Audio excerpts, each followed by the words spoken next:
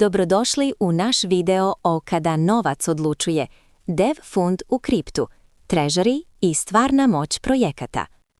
Ako governance određuje tko donosi odluke, onda dev fund u kriptu i treasury određuju koliko su te odluke stvarno moguće.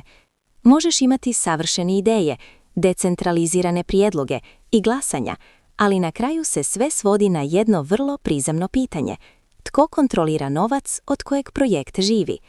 Razumijevanje strukture dev funda ključno je za procjenu rizika u kriptoprojektima. U tradicionalnom svijetu to nije ništa novo. Tvrtka može imati vizionarskog direktora, ali ako mu odbor skrati budžet ili banke zatvore kreditne linije, vizija ostaje na papiru. U kriptu se često pravimo da smo iznad tih starih pravila, kao da su tokeni i smart kontrakti magično riješili problem moći. Istina je obrnuta. Dev fund u kriptu i način na koji je treasury strukturiran često su najvažniji pokazatelji tko stvarno vodi igru. Za ulagača koji želi